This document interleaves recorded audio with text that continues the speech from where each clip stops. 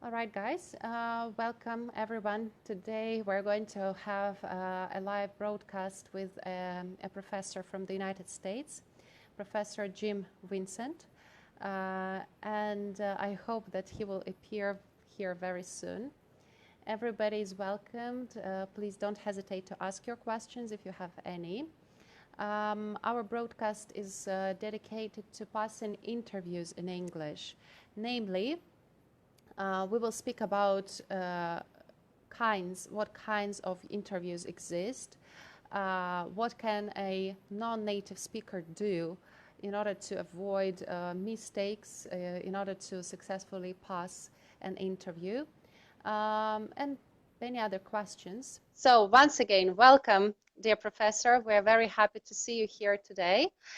And before we start, I would like to ask you to introduce yourself briefly, what you do, how actually you came to be in this broadcast, and just briefly introduce yourself. Well, thank you. I'm Professor Jim Vincent. I'm coming to you from Ohio in the United States. I'm here with my colleague and good friend, Alexandra. I taught for a few years in Cyprus where I met her, but I spent about 35 years being a professor of communications and English here in the state of Pennsylvania. I'm very interested in developing the skills of young people.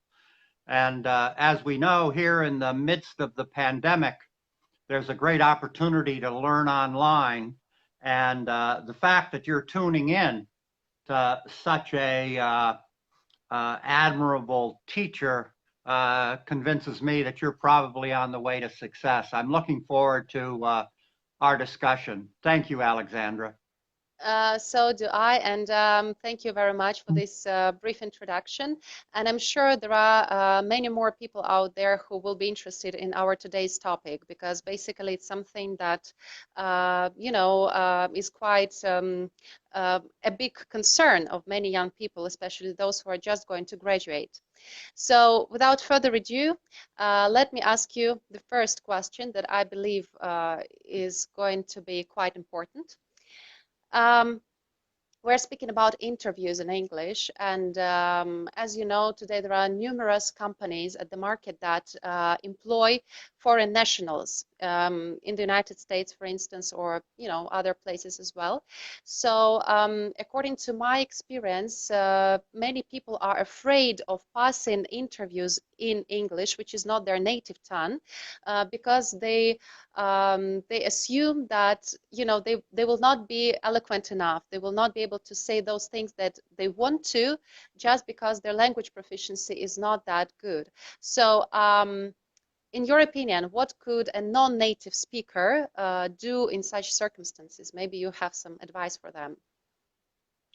Well, it's a good question. By the way, the interviewer knows, of course, that you're a non-native speaker. So it's going to become no surprise to the interviewer. It's a mistake to think that the interview is going to be about the quality of your English. Actually, people are looking for many things. Here's a couple thoughts about handling that.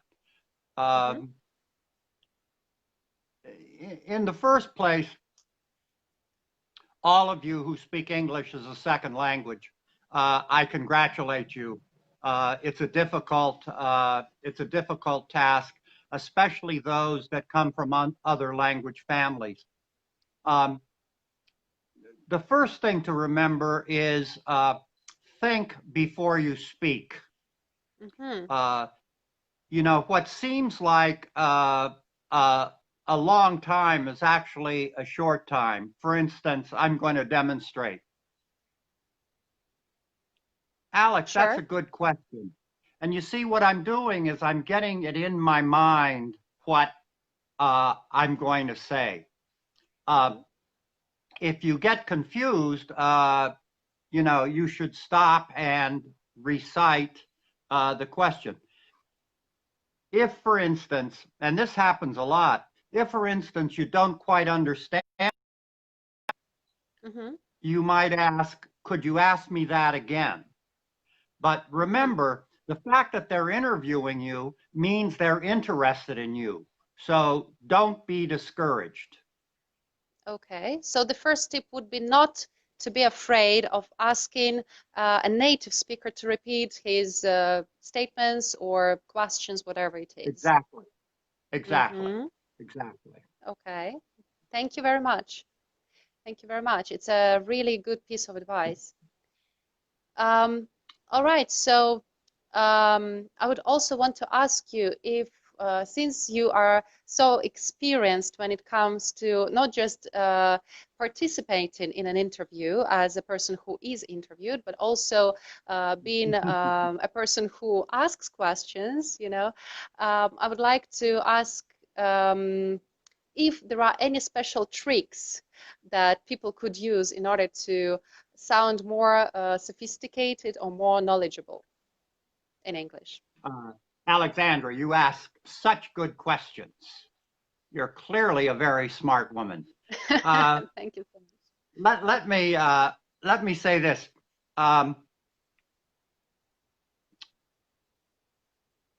The interviewer, let's talk about two different kinds of interviews. First, let's talk about an employment interview. There are basic traits that the interviewer is listening to.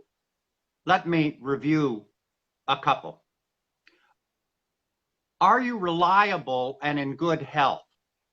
And so, for instance, I know many young men and many young women play sports.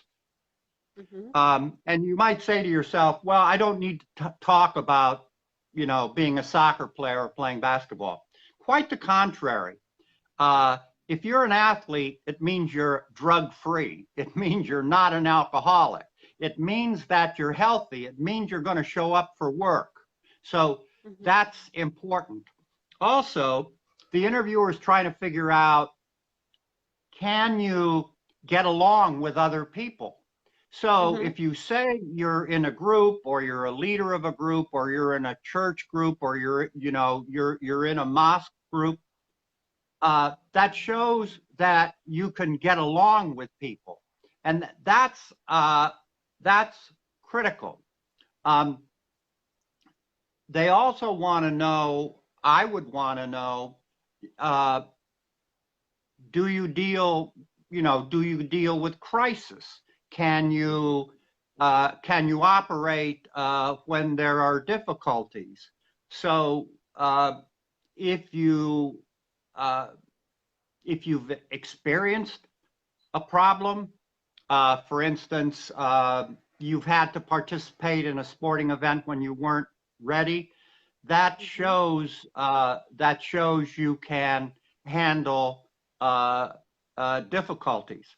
And furthermore, and I like your question very much, but furthermore, you should have in your mind 3 or 4 stories about something you did. 3 or 4 stories. For instance, let's say you're interviewing for a job in a technological area. You know, I think you and I will remember the TED Talk where a young Nigerian said when his father got a computer, he took it apart and he became interested in it. That's a good answer to the question, when did you become interested in what you do?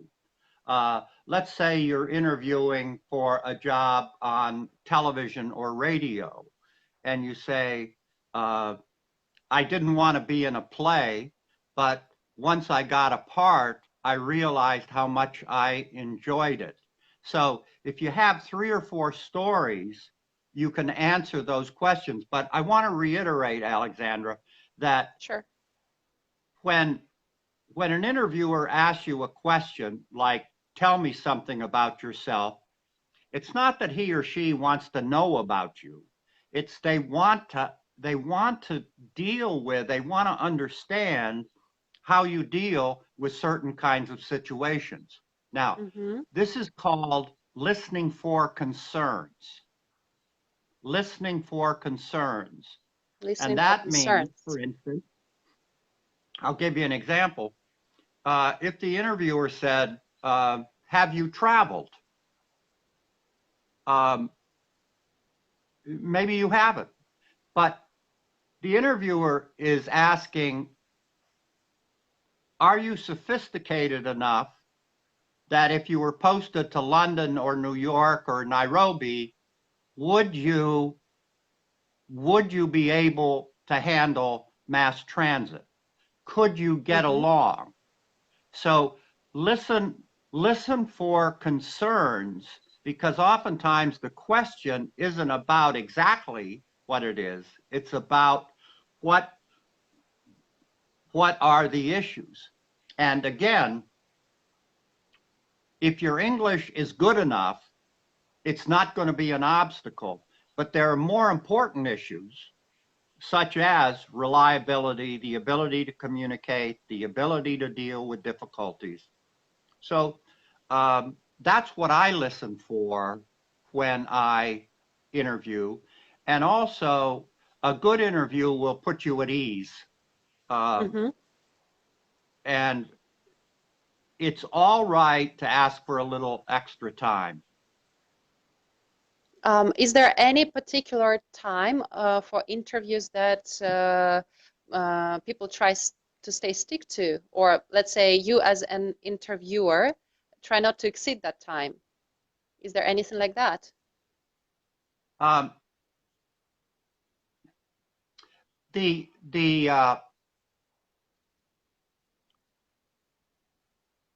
It could be that your first interview is basically kind of a clearinghouse, that they want to meet you and see who you are. You know, there are things like final interviews, but actually, I think a person can tell how the interview is going, because an interviewer always has a couple sentences like, this is very interesting, I'd like to explore more, or thank you very much, don't let the door hit you when you leave the room. I understand. So we need to be able to read between the lines, right? To understand what even the interviewer's body language says. Okay, so let me just sum up briefly what you have said previously.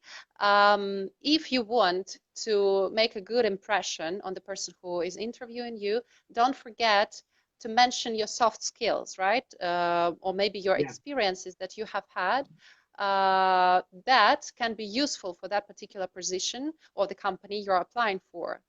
Try to use your background, no matter whether it was your work experience, academic experience, or just life experience, to show how profitable, beneficial it can be for your potential employer. All right. Thank you so much. And I'm pretty much sure that people will find this advice quite useful. Okay, let's move further.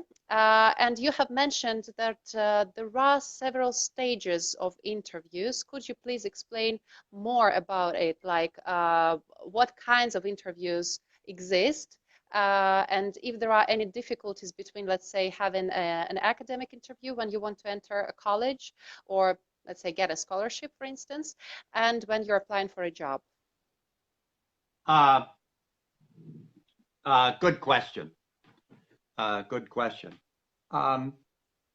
First, I want to point out that in any kind of interview, it's a social interaction. So when you're interviewing, you want to know who it is that you're interviewing with. And that means you need to have a little background of your interviewer. So let's take three kinds of interviews, Alexandra. One is the the visa interview. Mm-hmm. The visa interview is very straight up.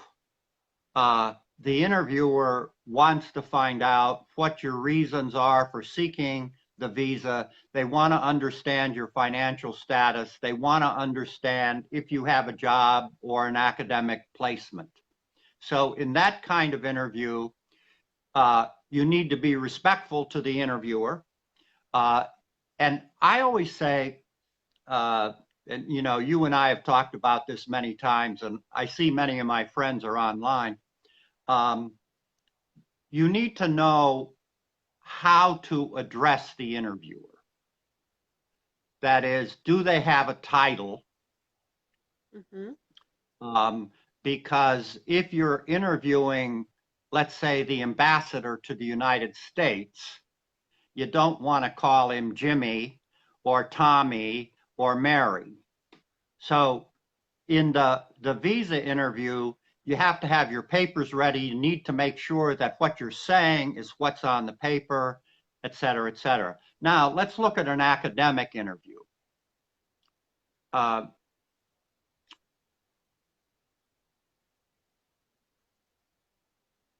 Let's say you're interviewing for a graduate position overseas. Mm-hmm. I'm going to mention three things. First is you need to know what it is you want to do. You know, it's not like I want to go to Paris and study some stuff. You know, you have to have a goal. And that means you need to be able to talk about your subject matter in a way that shows you know what you're talking about. Mm-hmm. You mean the position you're applying for? Yeah. Your duties, basically. Okay. Yeah, and largely that's going to be some kind of teaching assistantship or assistantship, as well as pursuing something academically. Mm-hmm.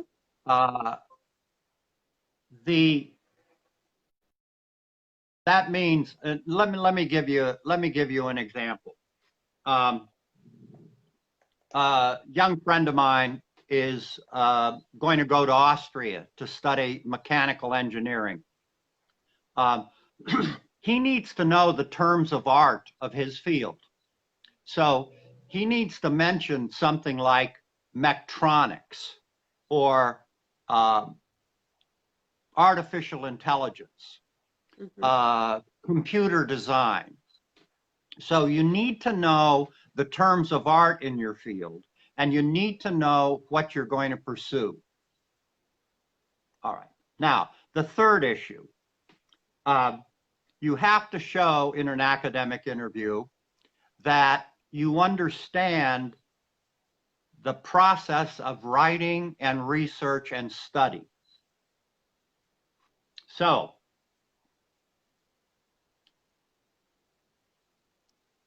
do you understand and do you use Microsoft Office? Do you understand Excel? Do you understand Microsoft Word? Do you know about writing aids such as Turnitin? Because all of you know you can't plagiarize. Do you know about programs that will help you footnote? Mm-hmm. I use something called Dragon Dictate, and we've talked about this before. I can speak and my computer types for me. So Let me review. Do you know what you want to study? Can you talk about it in an intelligent way?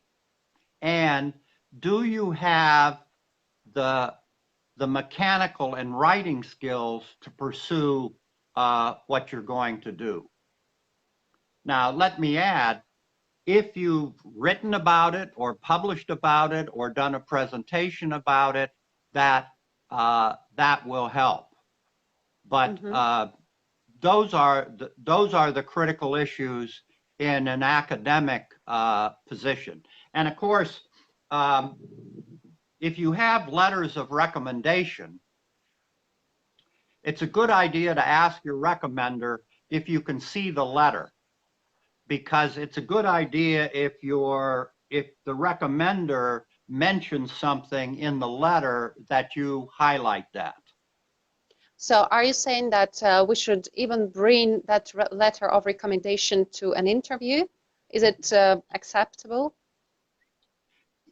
It would be a good idea, you know, to have a copy of your credentials and letters and so forth in a folder, and you go in with a briefcase if the interviewer asks you, or you can say, perhaps you haven't seen this, and you can give them the materials. But it's really important that you come across as somebody who's actually going to be able to complete what it is that you're going to do.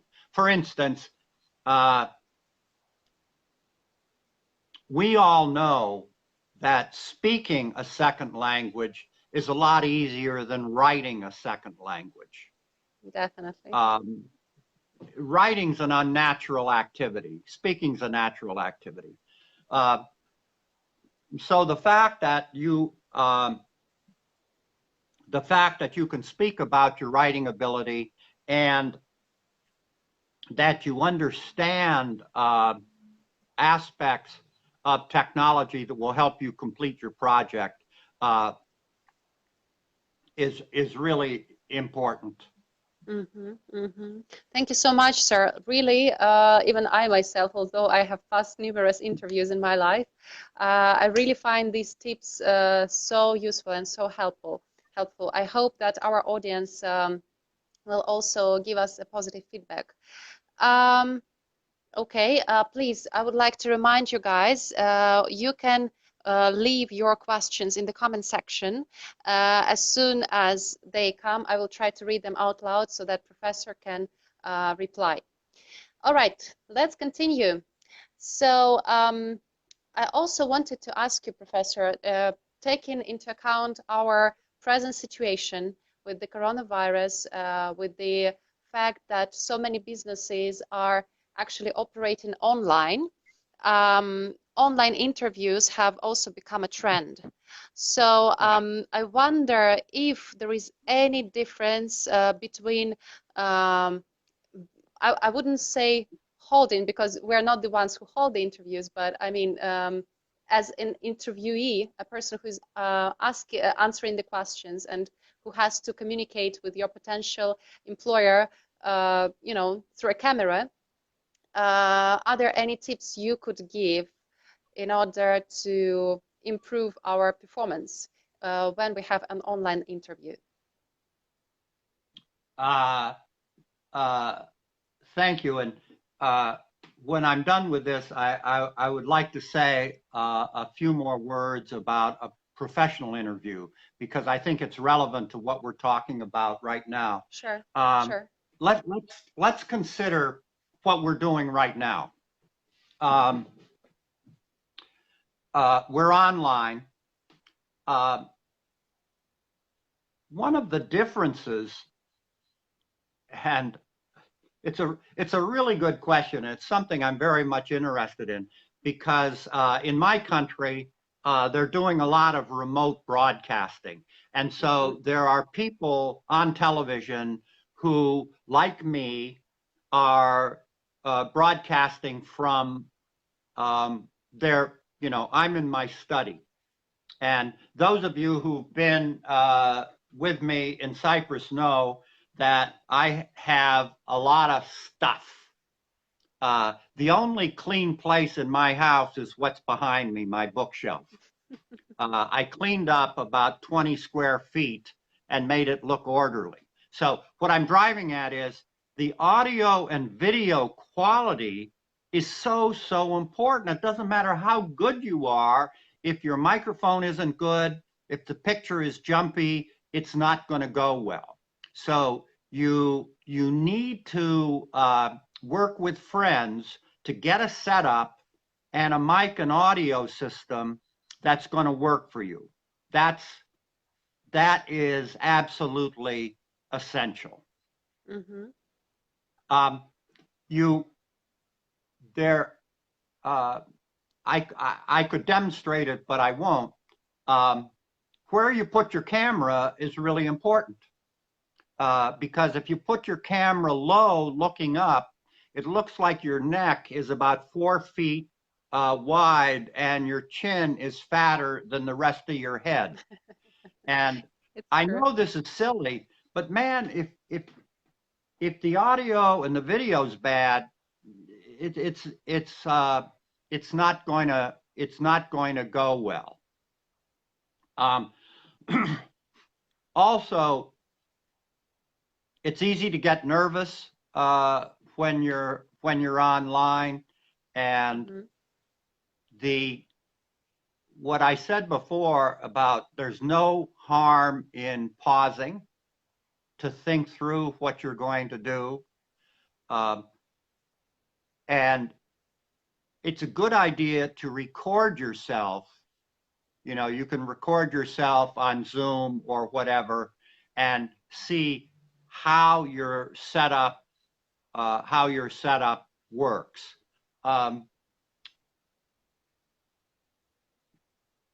I think it's true.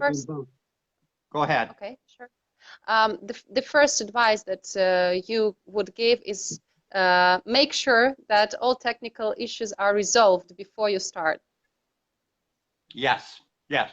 Okay. And for instance, your setup is very good. Your face is well lit, the camera's in the right position, your audio is good. That makes a big difference. And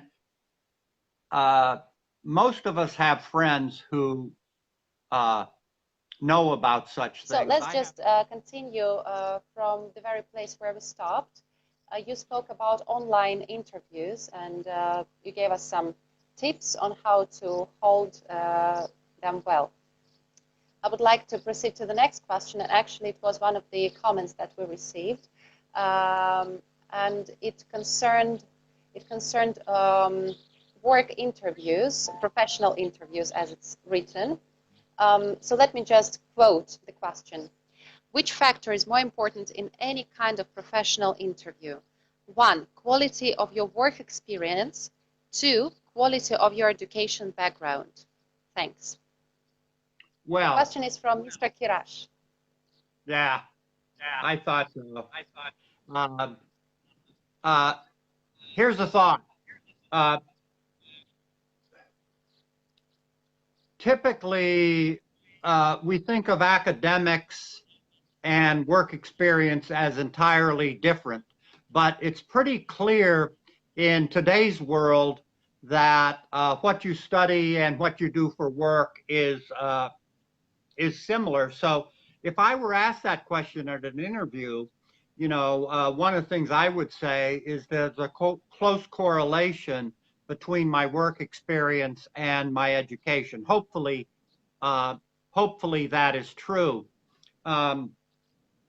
Also, in terms of work experience, firstly, a person interviewing for a particular job or in a particular corporation should do a good deal of background work to know what they do and to know the kind of system they work in. Let me give you an example. Let's say one of our young friends who is studying teaching English as a second language. If they're interviewing for a job with a particular university or a private for-profit company, they ought to know the technology they use. And you know, by the way, say you're going to say you're interviewing for a job at a university. Well, a couple days before your interview, go to the bookstore and look to see what are the textbooks that are being used. Find out what technology is being used. There are multiple technological aids to teaching, and you need to know what you're wearing, what you're using. I'm wearing an e-college polo shirt. I was one of the first online teachers in 2006. And before I got that job, I found out they were interviewing, and I knew that there was a man who was giving a workshop at a local university. And frankly, I without being invited, showed up. And I knew he would go to the bar afterwards to have a drink. And I met him, found out. And so when I interviewed for the job, I really knew what program it was, was being used. Now, I'm not suggesting you should be a criminal and infiltrate their perimeter, but it's a good idea. It's a good idea to know what they use. Also, in your academic background, you need to find out things that you have learned that are relevant to the job you're interviewing in. So again, your education and your job duties should not be entirely different. And let me answer that, Alexandra, in a second way. A lot of times you're asked about if you have previous experience. And one of the points I want to make is that you need to look at transferable skills. Let me explain. You might not have had leadership experience, but if you served in any kind of post, in any kind of group, any kind of club, that's important. And also, if you volunteered, if you've worked as a helper, especially if you're working in technology, if you've worked as if you're the go-to guy or girl that friends call, when they have a problem, that's important. But let me emphasize, there shouldn't be a total disconnect between your academic work and your work. So let me just kind of cut the long story short. Firstly, you need to turn into a detective to do proper research on the subject that you're interested in. In this case, it's kind of the company or place where you would like to work or study. And secondly, you have to be able to find that correlation between your academic background and your work experience, or those skills that you desire to acquire or you have already acquired, professional skills, I mean. Absolutely. Okay. Thank you so much. It was a very good and deep answer, I would say, because it's not everybody who can analyze it that way. So thank you for your expertise in this field. Okay. I don't know if this question is going to be partly connected to the previous one, but if a person doesn't have a big work experience, like let's say it's a fresh graduate who has never ever worked before, what should he or she concentrate on when he's trying to apply for a job? Like you've talked about this correlation between skills that he needs and academic background, but let's just try to kind of be more practical. Imagine you are interviewing me. Yes, you are my potential employer, and I've just newly graduated and I don't really know anything about this particular place. So how can I, what should I concentrate on? What should I focus on? How can I present my background? A very important question. And it's an important question, Alexandra, not only for young people who are seeking their first employment, but also around the world, more and more people are finding that they're going to switch jobs, or a young person who has raised a family is going back to the employment area. So let's consider that in some depth. It's quite obvious that a 22-year-old recent college graduate does not have a lot of work experience. An interviewer takes that for granted. But let's think about what are the skills they're really looking for, both hard skills and soft skills. For instance, the ability to solve problems. In your school life and work life, you probably had difficulties scheduling your classes. Has there been a way that you've been able to rearrange your work schedule to accommodate your academic schedule? Have you run into financial difficulties and had to find employment and perhaps set back your education for a semester? In other words, have you faced a problem? Have you solved it?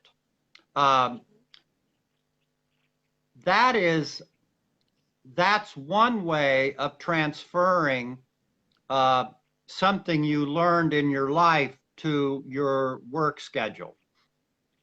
Also,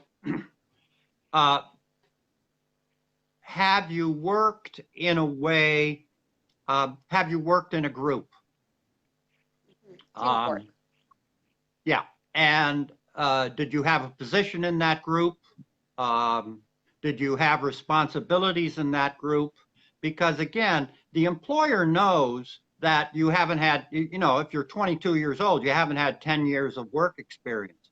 So can you show that you have done things that might be of importance? Emotional intelligence, what we call EQ, is critical, and that you can demonstrate that by showing how you dealt with situations that could be uncomfortable. Have you balanced work and family? For someone like a young mother who has raised a child and worked, you've certainly had experience with scheduling, with balancing duties, and I think those issues are very important. Have you in any way shown leadership? Have you in any way shown responsibility? Have you handled your own financial situation? Have you taken a gap year and traveled? Do you understand social skills? Again, this is all about transferable skills. And you know, one of the things that always bothers me, Alexandra, is young people think that because they haven't had like full-time employment, that somehow that puts them at a disadvantage. And remember, everybody has to get a first job, and interviewers know that. But you want to show that you have the foundational skills to succeed at what you do. That's for sure, but if we look at the practical side of our lives, when you have, let's say, me as, let's say, if I was a boss and I was to choose between several candidates for that job, and one of them would be a fresh graduate who might have those soft skills you've just mentioned, but he doesn't have any work experience related to this particular position, and people who might not have enough soft skills, or those soft skills like those soft skills you've just talked about. However, that person has worked before in a similar field, doing a similar job. Most probably, I will choose the other one, I mean, the second one, instead of choosing a person who does not really know anything about his duties yet. You understand? And that's the problem that young people are facing nowadays, because if you look at the job requirements that are written, apart from the degrees that you need to have, they always write a 1-year work experience or 2-year work experience in a similar field. So how do we deal with that? How do we deal with that? That's another question. If there are requirements, particular requirements. Yeah. It's a good question. Again, I go back to my original point, which is that every working person at one time got a first job. So it does happen. You know, I think it would depend a lot on the nature of the work. For instance, let's take the field of accounting. Here in this country, many of my students majored in accounting. And there's a tax season. If an employer was looking for someone who could come into the office immediately and start doing taxes the next day, you certainly would look for the person who has the job experience. If the position is going to lead into something more, you might well want to hire somebody who's going to build on their skills. Now remember, the person who has job experience has a way he or she thinks the job should be done, whereas a new person might be more able to acquire the frame of the employer. They're more flexible. You know, there is no doubt that someone with skills might be the person, as I say, for a job that needs to be done tomorrow. But I'm, you know, I've worked with many young people, and again, take the field of teaching. In the teaching industry, you do a lot of substitute teaching. You know, in the field that you're in, you might not have had a full-time position, but you certainly had a good deal of time doing practice teaching. So, you know, my advice is don't be discouraged. Look at transferable skills, and you know, you're going to get a job. And also, if you feel that the interview, you know, that the interviewer is suggesting to you that you don't have the work experience, you could ask the interviewer, well, tell me how I can, what can I do to get that kind of experience? Wow, it's a very good tip. So to ask the interviewer to help you out, right? In a way. Yeah. Mm-hmm. To ask. So asking questions is not forbidden. Right. We should not. In fact, I don't know if you want to ask that question right now, but let me, while you brought it up, oftentimes an interviewer will say, do you have any questions for us? Mm-hmm. And it's a good idea to have a question because it shows that you're interested and you know something about it. Now, first, your question shouldn't be, when will I get a raise? How much vacation do I have? And do I get a business expense account so I can travel around with my girlfriend? Those are bad ideas. But good questions are, will there be an opportunity for in-service learning?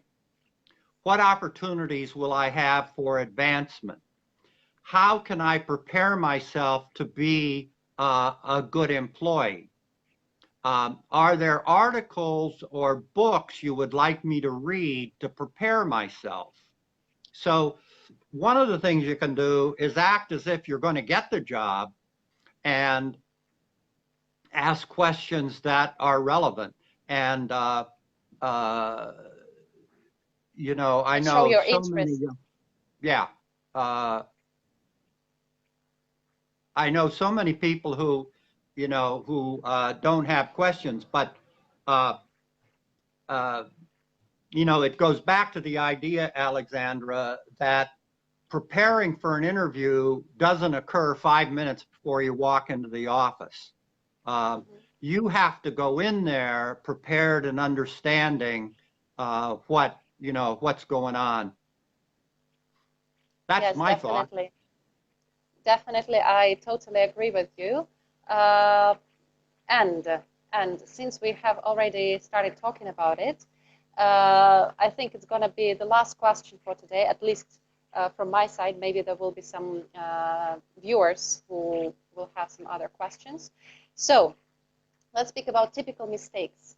Typical mistakes that international students or people whose native tongue is not English make during interviews. Well, what could you say about that?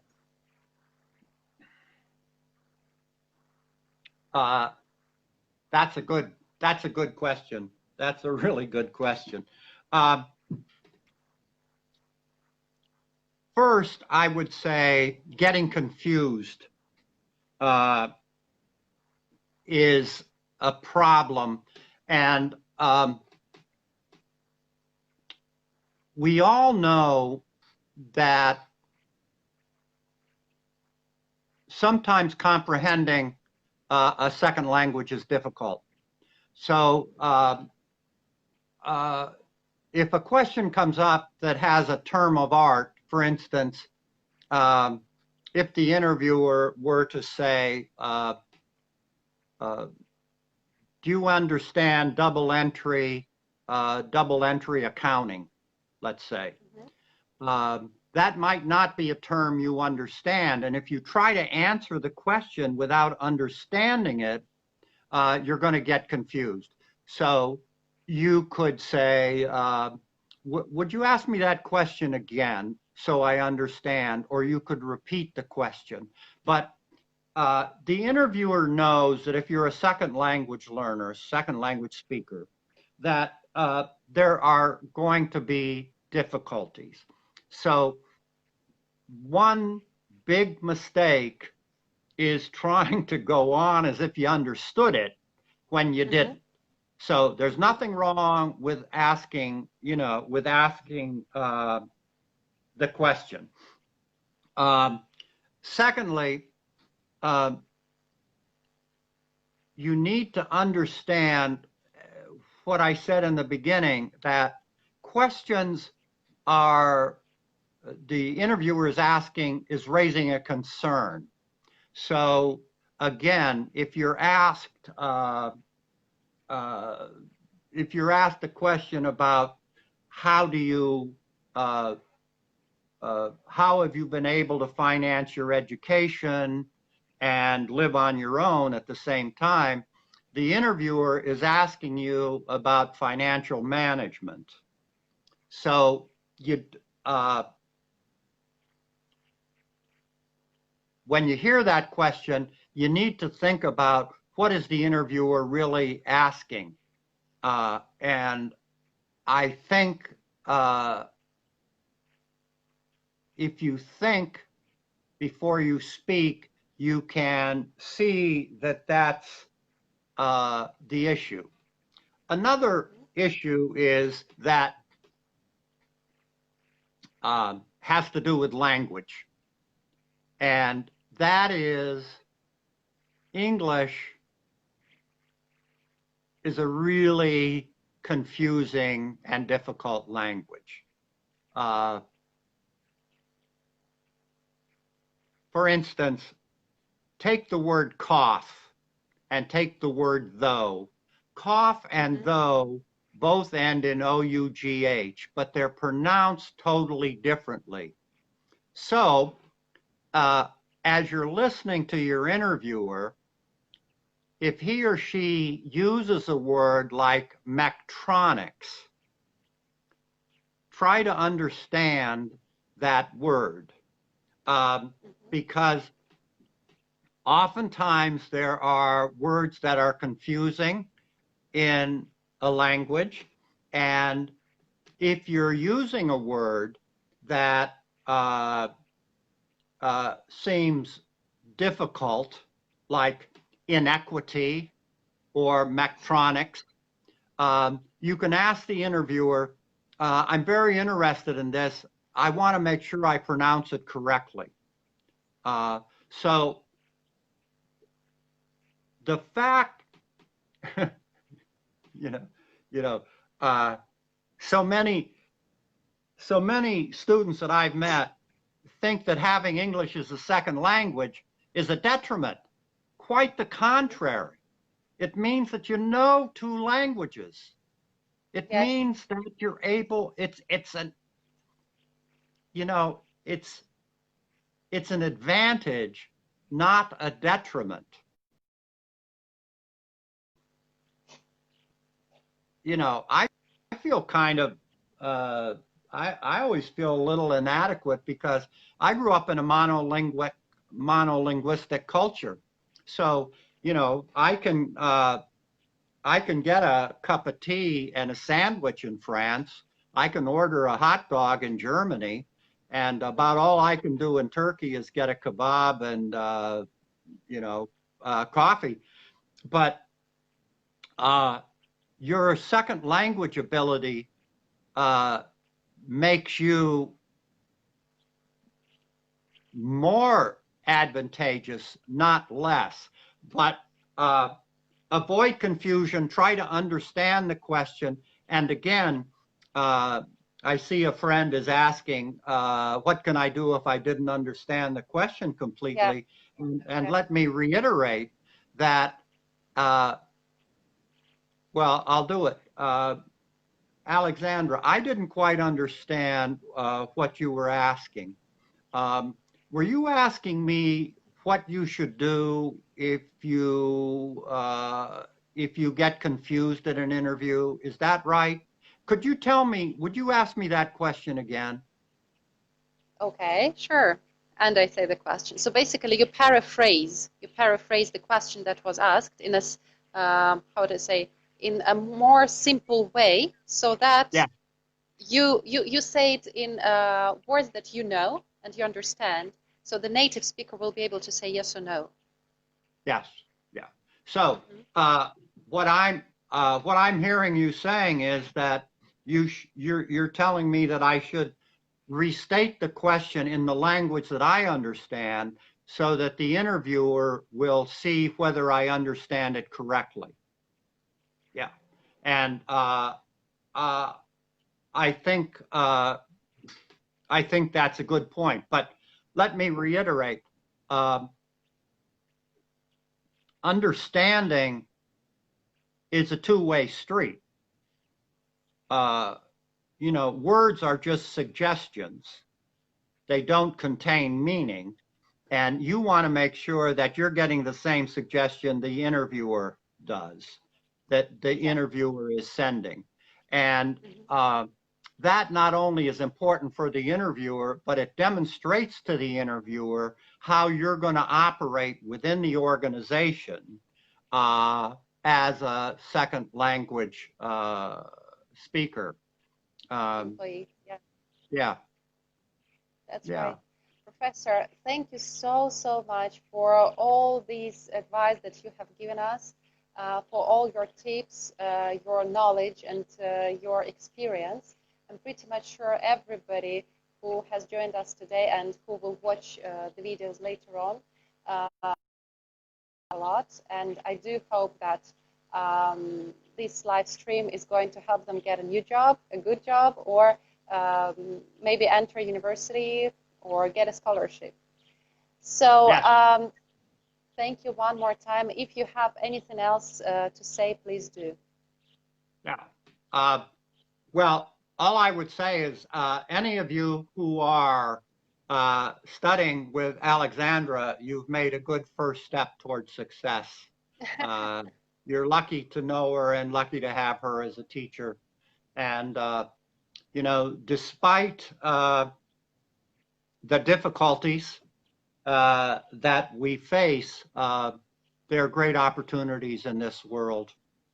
So I wish you all the best. Thanks for the good questions. Thank you for your answers, and we love you, sir. We love you. Stay safe. Stay sound. All right. Bye-bye. Okay. Bye-bye. Bye-bye. Thank you, everybody, for joining us. Yes. And bye to my friends. I see you all online. I miss you. Bye-bye. Bye-bye, sir.